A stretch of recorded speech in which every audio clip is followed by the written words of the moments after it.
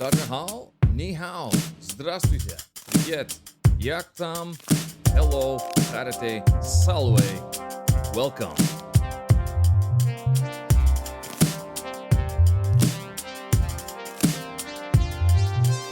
Back in Beijing, how was Australia? Too bad we didn't get to record an episode over there. How is Beijing now?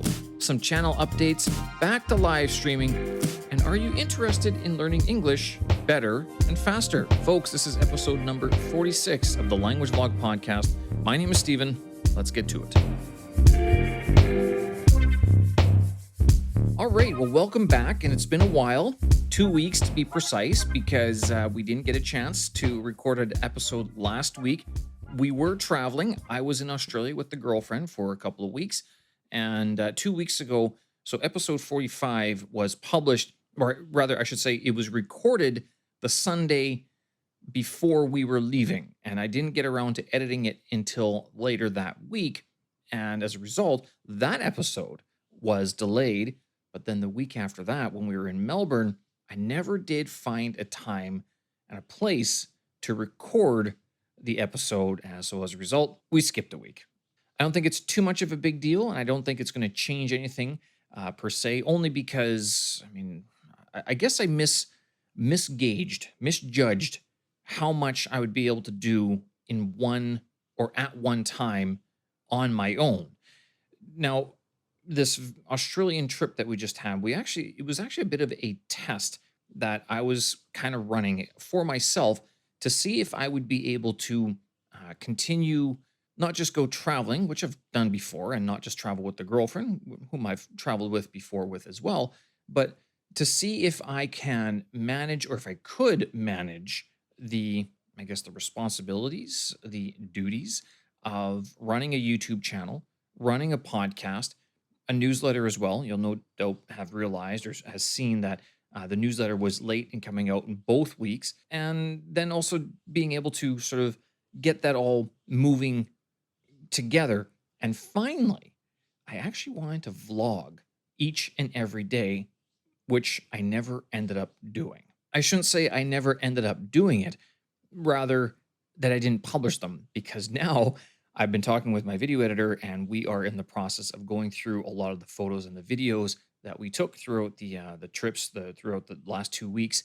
She didn't travel with us. I should make this clear. My video editor was in China. She has a full-time job. She does video editing part-time, and she helps me out with the video editing for this channel. So the idea that we had, or that I had, was that I would upload the videos to a Google Drive, a Google folder, and she would then download them, compile them, and then we'd release them the next day. So there would be a 1-day delay in each and every daily vlog.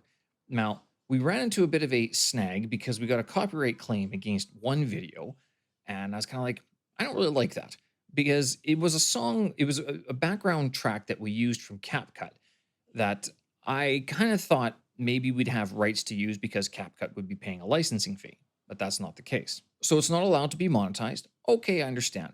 It'd be different if the video was bringing in millions of views or even hundreds of thousands of views. It isn't. And so I will demonetize it, or I will take down that video as it is right now and put up a new version without the background music included. But this revealed a problem that I didn't anticipate, because the initial idea was for me to do all the video editing, that is, shoot videos as I went along, and then at the end of the day, spend maybe an hour compiling them and then uploading them. The problem is that, as you do when you travel, when does it end? When does the travel day end? And this is largely subjective. This comes down to sort of what you want to do while traveling. Do you want to get up early and attack the day? Or do you want to stay out late and go, I don't know, clubbing or to the bar, or to the pub, or simply just see what the nightlife is like in that city or wherever you are traveling in? I can say that as I've gotten older, the evenings have gotten a little bit earlier, I guess you could say, because not just because I want to get up early, but I kind of feel better, and I don't need to be out late at night. I don't need to be experiencing each and every single minute of the day, particularly if it leads me to go to a place like a pub or a bar and then have me sit there downing pint after pint, talking to some person, usually a guy, in the bar about something that I don't know if it's really going to change anything. So that has changed in my travel style. But what has also changed is the fact that I'm trying to run this YouTube channel alongside the podcast and the newsletter. Now, shame on me. I didn't prepare for this. Again, I thought I could keep things moving along, keep things going as I had them while I was sitting here in Beijing or while I was working at the university, because the university had me sort of bouncing around quite a bit between Shuangjing and Changping, going to class. But a little bit, the difference here is that I wasn't carrying my studio around with me. That is, although I had the computer and the microphone and the ability to shoot the podcast and the videos each and every night, I wasn't dragging it along with me throughout the day, which would have been, I think, better for the ability to record the podcast and publish it on time. Oops. So now I know. Now I know a little bit more about my own travel style, my own sort of production style, and the amount of work that's needed to keep these things going. So if you are waiting for not just this episode, but the newsletter or the vlogs that are going to come out, we are working on that right now. And we'll make sure we have a catalog that we can publish so it gives us a bit more breathing room in terms of production deadlines. YouTube and social media channels aside, how was Australia? Well, as I wrote in this week's newsletter, which if you haven't subscribed already, you can head on over to our YouTube channel. Under the About page, there is a sign up link there. We use a service called sendfox.com, and they provide our mailing or email services. So sendfox.com/Stevens Language Vlog is where you can find the sign up form as well. But I have written up a little bit of an overview or a review of our recent trip, including some of the costs that we incurred, some of the things that we saw, some of the notable moments and things that we learned from being in Australia over the last 2 weeks. Keep in mind, we only stayed there for 2 weeks and we only visited two cities, Sydney and Melbourne, neither of which is the capital, by the way. Do you know what the capital of Australia is? Melbourne used to be the capital of Australia way back when it was first founded, but then I think it was the king or the queen who said, well, I will give you 1 year to have the title of capital of this new colony as Australia. And then after that, it will be transferred or it will be moved. Well, Sydney kind of wanted the title. However, Melbourne was like, we don't really like that idea that Sydney gets the title. So maybe we can reach a compromise. And that's why Canberra was built. But I point out that we only went to two cities because in both locations, the commonality of both locations was that there were a lot of Chinese people. We're talking, if we were to walk down the street or just sit there, eyes closed, you could almost make the educated guess that you were sitting in a popular foreigner-friendly tourist spot in China. And I say it that way because there would be English words or English language spoken, but there would also be a lot of Chinese. That is to say that if you were to go to like a foreigner pub or something a Western style pub in Beijing or Shanghai, it's quite likely that you would hear not just Chinese, but also a lot of English. And that sort of was what Sydney and Melbourne was like for both weeks. I should add, however, that it wasn't just Chinese that we heard. There was Japanese, of course. We heard different dialects of Chinese, English, some other languages that I wouldn't be able to identify, some French. We actually heard a lot of French at the hostels because there seemed to be a lot of French people coming over here to find work, all on that working holiday visa that Australia has to offer. That might also be because it's summer vacation time now in Europe. As a result, the students or the former students would be coming over to Europe. As a result, the students or the former students would be leaving Europe and traveling over to Australia when it's a little bit cooler and possibly more job opportunities than there are currently in France or other parts of Europe. Chinese language aside, how was Australia? Well, first thing you should know, it's expensive. And this was part of the test that I was running, and me and the girlfriend were or the girlfriend and I we're kind of looking at as well. How would we get on? How would we survive, or at least live in a place that has what you would call developed world costs, or a developed world cost of living? Now, China still marks itself as a developing country. And with that title, they still have very cheap costs of living, at least relatively speaking. That is, it's cheap if you go from Canada to China. But if you are in China living and working and earning those wages and paying those costs, it might not be so cheap. And this is sort of one of those issues with visiting a place like Australia or another so-called developed country, is that if I were to go to Canada, it might be that I don't pay for, or I go to a city and I pay for coffee and I pay for, I go to a restaurant or to a museum, etc. But I wouldn't be paying for accommodation all the time because I would stay with friends or family. However, in Australia, you don't have that option, or at least I don't have that option. I wasn't staying with any friends. I did stay with family for one night, and they did say that I could have stayed longer, but it was also a matter of convenience. We chose to stay downtown Melbourne because that way we could control our schedule a little bit better, and because I thought I'd be recording podcast episodes throughout and other vlogs, even though that never did happen. The result of this test was that we were kind of going, wow, Australia is shockingly expensive. Australians say it's expensive. They say Sydney is expensive. They also say Melbourne's expensive. They say everything is expensive. But then you have to realize that the Australian minimum wage is $24.95. $24.95. Now, the conversion as it was 2 weeks before, I think it was one Australian dollar was 4.65 renminbi. So basically, you times by 5 or divide by 5 the costs. So if it's 50 renminbi, it's 10 Australian dollars. If it's 20 Australian dollars, it's about 100 renminbi. Chabudwa, thereabouts. It's a rough estimate, enough to give you an idea of what your budget is each and every day. In this past week's newsletter, I mentioned how much we spent throughout the last 2 weeks, and it was about 30,000 renminbi. So about 6,000 Australian dollars. That sounds like a lot. It is, but that also includes flights and visas, not just my ETA, but the girlfriend's visa, which cost about 1,000 renminbi, so about 200 Australian dollars. For me, I didn't realize the trip actually started off on a very interesting note, because I didn't realize that in order to go to Australia, and now England apparently, Canadians need what's it called? It's an electronic transfer authority. Who thought of this thing? An electronic transfer authority, an ETA. It's a visa. That's what it is. It's a visa. You have to pay money, 20 Australian dollars. You have to sign up for it.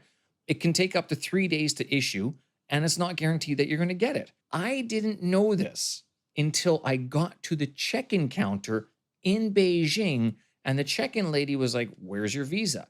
I'm like, "You're Tianjin." I'm like, "What?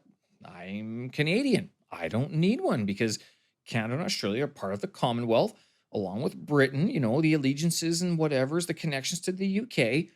Why would I need a visa to go to Australia?" Well, turns out I do. $20. And you have to do it through an app. It's not through a website. You have to download the app. You have to scan your passport, take a picture, and pay it through credit card, through Apple Pay. My goodness. And so shame on me for not. That's the second thing. Shame on me for not preparing for the visa, and shame on me for not better preparing for the whole production issues that I was going to encounter throughout the 2 weeks. Now, it wouldn't have been such a big idea had I actually prepared for this, because then I wouldn't be so surprised and kind of questioning whether or not I was actually going to get onto the flight. Because again, this didn't happen until I got to the check-in counter. So you can imagine how much time we had before the flight was going to leave Beijing. It was about 90 minutes or so. Luckily, it all went through without a hitch. Got the visa, not visa, the ETA, the Electronic Transfer Authority. I posted this both on WeChat and on Threads. WeChat was a little bit gentler. Threads went to town on this one, basically calling me everything short of being an idiot. Why didn't you check? You're not alone. People need visas and ETAs to go to Canada as well. It's been going on for a long time. You're nothing special. Thanks, Threads. I appreciate that. Visa issues aside, all the flights that we took were very uneventful, which is kind of how you want them to be overall. I can say that the food we took China Eastern from Beijing down to Shanghai, Shanghai to Sydney, and then on the way back it was Sydney to Nanjing, Nanjing to Beijing. China Eastern going to Australia, the food was better in my opinion. Coming back, the food wasn't so good, and I think I have no idea why that is. Not only that, the food from Nanjing to Beijing was about as good as you could expect it to be within the mainland of China on an airplane. So, what did we see overall in the 2 weeks that we were there? 1 week in Sydney, 1 week in Melbourne. Well, I have listed this all in the newsletter, but to give you a bit of a breakdown, they include Sydney Harbour Bridge, the Opera House, the Rocks, Hyde Park Barracks, St. Mary's Cathedral, the Australian Museum in Sydney, the CBD, of course, George Street, the Sydney YHA, the Youth Hostel Association in Harbour, Sydney Harbour area, Bondi Beach. We, of course, saw the Southern Cross constellation. That was kind of neat. And then also we stopped by the Australian Stock Exchange because I like to do those sorts of things. Melbourne, we saw Melbourne Museum, downtown Melbourne, of course, both on our own and with a free walking tour. We went along the Great Ocean Road. We visited the Victoria Market on, was it a Tuesday, I think? Yes. Victoria State Library. We kind of saw koalas in the wild, but not really because our bus didn't stop. We did see a mob of kangaroos in the wild. That was kind of neat. Haig's Chocolate. We did eat a kangaroo burger as well. Sorry, not sorry. Chicken parmesan, of course, which apparently is very Australian pub food to order. Don't know. And then, of course, the fish and chips. Now, I guess those aren't things that we saw. My meaning with that, by mentioning the food, is that we went to a few different pubs. That might not sound like very much for 2 weeks, but we took our time. We did not leave the hostel probably any earlier than 10:30 on most days. And the reasoning for this, we were like, we rush around all the time while we're back in Beijing. We got to be up at 6 o'clock or 5:30. We got to commute. We got to fight the traffic. We got to be at some place. We have to have people watching us. Instead, this time, we were like, you know what? Can we just chill out? Or at least I should say, I was like, let's just chill out. Let's not rush so much. Because keep in mind, we went to Australia 1 week after the university semester ended, and I had to move apartments. I basically had to move all my stuff from Chongping back to Shuangjing that I brought with me anyway. And then it was like 1 week post university semester. And then we were traveling out of a suitcase for 2 weeks. I kind of wanted to settle down a little bit. The one place we were thinking of going, but we never did, mainly due to cost, but also because of timing, was Uluru or Ayers Rock. In Chinese, it's literally Uluru. This is the big red rock in the middle of the continent that is very famous and is of great significance to the indigenous tribes of Australia. But in order to get there, it takes a bit of time. You can fly, but the tickets to get to Uluru were like 6,000 renminbi round trip. We paid 6,000 renminbi round trip from Beijing to Sydney. So it was a little bit of a sticker shock, I guess you could say. We did think of other means of getting there, whether taking the Greyhound bus or taking the train, but it was all still going to cost quite a bit of money. The bus was probably the cheapest. We could have driven there, but neither of us have driven in Australia. I haven't driven in Australia in a very long time, and I haven't been driving very long either. And not only that, going along the roads to a place like to the outback in Australia, you kind of have to understand how the roads work. I'm not sure if it's something that you just want to be coming from a place like China where I haven't been driving and then get into a car that drives on the other side of the road and start driving 100 or a couple thousand kilometers away or something like that. Not only that, once we got there, we'd have to book into a hotel for about $300 or $400 a night and then make our way around Uluru. Now, we could do that on our own, or if we wanted someone to take us around, it would be another $800. So about another 4,000 renminbi to do a trip around Uluru, a guided trip around Uluru. All told, we're talking 6,000 renminbi for the flights if we flew there, 2,000 per night, so it's 4,000 total for the hotel. That's now 10,000 renminbi, and then another, I guess you would say 4,000 renminbi for the tour, So it's 14,000 renminbi to go see a rock. Now, I don't want to make light of the rock because the rock, Uluru, is kind of cool. I've seen it before. I used to live and work in Australia. I did it for a few months. And I can say that seeing it in person is really neat. You should not miss it. So, why did we miss it? Well, again, Sydney, Melbourne, we're going. If we just took our time and enjoyed those two cities, those two places, and really just kind of enjoyed not being inundated by work in China and sort of took our time to walk around, I think it would be better than running around trying to see each and every little thing that's available to us. We didn't just miss Uluru, we also missed the penguins on Phillip Island. We missed the Blue Mountains in Blue Mountains in Sydney or just outside of Sydney as well. And I think there's also, is it Coogee Bay or there's also Monkey Bay? There's some other famous bay near either north of Sydney or south of Bondi that are popular tourist draws as well. Blame me. It was my choice. I was sort of the determining factor in taking our time going through Australia.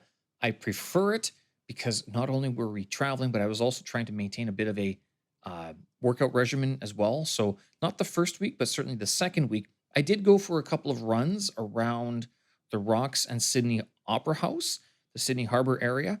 In Melbourne, I didn't go running, but I did use the gym that was available in the hostel space. And I think this is something that you may or may not agree with, or may not think of doing when when you're traveling.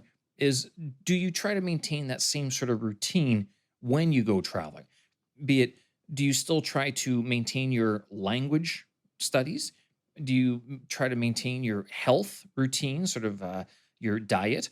Do you try to maintain your workout routine? That is, every Monday, Wednesday, Friday, I have to go for a run, I have to lift weights, etc. Or for a week or 2 weeks, do you just let it go and not worry about it? The issue is, I couldn't not worry about it. I would worry about it. I would think about it because not only would I think, well, not only do I feel a certain way by working out, it was more along the lines of, I know I could have. And that probably is the worst part, is that I knew that if I just got up a little bit earlier or was a little bit more disciplined in my schedule and my routine, I could get it all done. That, of course, is possible if you're not being taken around by a tour group, which is something else I learned on this trip. That is using Taobao for travel excursions. Now, no doubt the girlfriend has known about this, and any Chinese people who are listening to this are going, yeah, what else would you use to go travel overseas? Taobao. It might not be so obvious to people who either don't speak Chinese or don't use an app such as Taobao or even Jingdong. Actually, I'm not even sure you can buy these things on Jingdong, but you can on Taobao. So, what is it that you're buying? Well, this became clear when we were in Melbourne and we were looking to do a tour, an excursion away from the city, because we're like, we should probably get out of the city already. We haven't done anything like this just yet. And the idea was to go along the Great Ocean Road. Now, there are a few different options. One, you join a tour group that they pick you up from the hostel right at the front door and they drop you off later on. They usually don't provide meals, but they'll take you to all the hot spots along the way. Number two, you can drive it yourself. You can make it a 1-day trip or a 2-day trip. Both are okay. There are places to stop over and sleep along that Great Ocean Road. But if you're doing it that way, then you're the one driving. And one thing, again, going back to the driving on the opposite side, you'd also have to be aware that if you're doing it in 1 day, you'd be driving at night. And it's one thing to drive during the day in a foreign country, but driving at night in a foreign country, even if it's Australia, a bit tough. And then the third option, apparently, is to join a tour group, like a massive tour group, which is what we ended up doing and paid a fraction of the price. I'm talking, if I had booked this tour through the hotel, it would have cost $129, 130 Australian dollars, 700 renminbi. Instead, we paid 92 renminbi each to get onto a massive bus driven by a Chinese guy who lives in Australia now and join a group of up to 50 people. Now, luckily, there weren't 50 people on the bus. There was only about 30 or so. However, it significantly reduced our costs. That was a bit of a surprise to me, a bit of a shock. I'm pleasantly surprised that it was so cheap. And not only that, this also checked the box of continuing on my Chinese language studies because it was all in Chinese. Now, I didn't understand everything, 75%. The bus driver actually asked me, he's like, "Do you understand what I'm saying?" I'm like, mostly, kind of. I mean, the vast majority I can sort of make out what you're talking about. There were certain words that I just didn't know, and certain concepts that he was talking about the animals sometimes, and I didn't understand what he was saying. Not only that, when he referred to the Gibson steps, he was talking about it was a good thing to be on a big tour bus because you could see over the shrubs or the sort of right next to the highway. There's a bit of a blockage of the view. If you were in a minibus that is a smaller tour of only 12 or 15 people, you wouldn't be able to see that far. So he's like, "Yeah, see, you made a good choice by taking the big bus tour." I should mention, it wasn't the big bus tour, it was on a big bus that was doing the tour. Big Bus is a tour group that's centralized or sort of a company that runs tours within a lot of major cities around the world, which, for your information, in Sydney, the ticket was $73. And we went, "No, we won't do that. We'll do it on our own." And it was on this Great Ocean road trip that we saw the koalas in trees, the kangaroos in the fields, dairy cows and other farms, and the other scenery outside of the city, which was quite nice to actually get away from the hustle and bustle of the downtown cores that we were living in both Sydney and in Melbourne. So overall, 2 weeks, Sydney, Melbourne, given the cost of living and, well, also the number of Chinese people or the Chinese language that we heard throughout both Sydney and Melbourne, would we move to Australia? It almost sounds like the answer would be yes, if we could figure out the visa situation and if we could find jobs that would help with that visa situation. Now, we're not young enough anymore, sadly. We're still young at heart and able and mobile enough to move around, but not according to government restrictions are we young enough to apply for the working holiday visa, which we met a lot of people from Europe participating in. I guess the only other question that we would have is, well, when would we go? And not only that, what's our commitment to staying in Beijing and in China? If not Beijing, then where? If not China, then Australia? And if Australia, then what would we do? There was some talk about going to work on the mines, but as I met a former colleague, he mentioned, "Dude, if you go to work on the mines, you're going to be working with a bunch of 20-year-olds who, after work, have nothing else to do except drink. So, unless you're ready to work with a bunch of 20-year-olds who, again, have you worked with 20-year-olds before? They're not always so disciplined. And then they're just going to be, I guess, drinkers in the evening." Now, there are a few, can I say, older people working as well, such as my age or even older, as I did meet some people who were working on the mines and they had been there for a while. And not only that, they said, "Yeah, there's lots of work. The companies will figure out the visas for you. You might have to sign a visa or, sorry, sign a contract for 1 or 2 years, but you could certainly make it work." It does seem to be difficult work, though, not just because of the work itself, but because of the fact that you have to fly in and fly out. That is, you'd work 3 weeks in and then have 1 or 2 weeks out. Great idea if you are either determined for the money or have no responsibilities that you don't need to be in any one place for 3 weeks. That is, like, you don't have a home to take care of.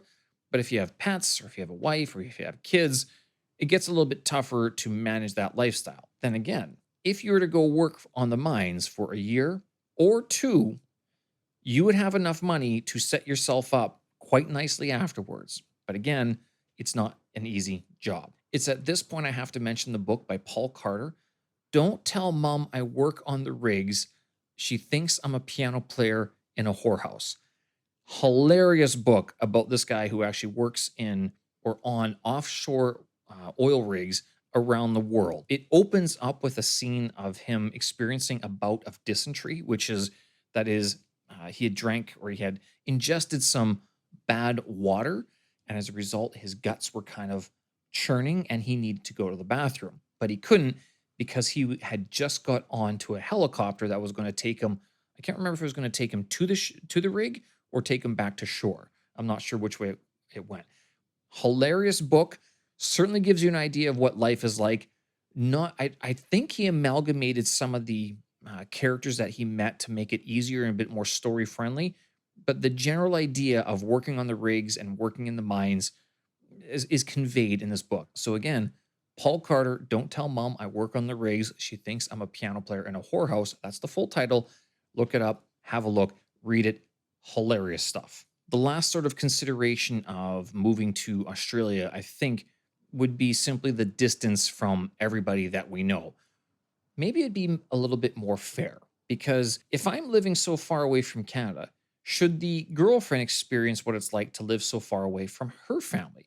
And this trip was probably, well, she's been to the UK before as well. This trip, I mean, 2 weeks in Australia, we're paying our own way. I mean, it was an experience, a good test, not just of our bank accounts, but of our patience with each other over those 2 weeks. Would it be something that we could foresee in the future that if we decided to move overseas together, would Australia be a good place to work and live? It sounds like it. I've always kind of talked about the Middle East because, well, as an English teacher, it's easier to find work. But recently, since I've gone back to university teaching, I'm kind of wondering maybe that's not my next job. That's not my ticket, so to speak.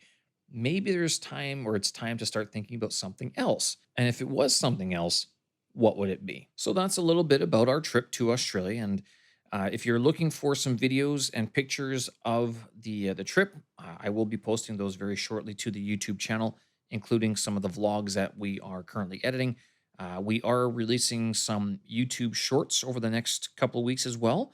So the YouTube shorts are usually about 1 minute in length, and then we'll have some of the vlogs, which will be about 8 or 9 minutes total. And then we also have some other videos in the works, in the pipeline, that will be released later this summer. And again, if you haven't done so already, I highly suggest that you sign up for the newsletter because with the newsletter, I'm able to share things like such as Google Sheets or Google Docs.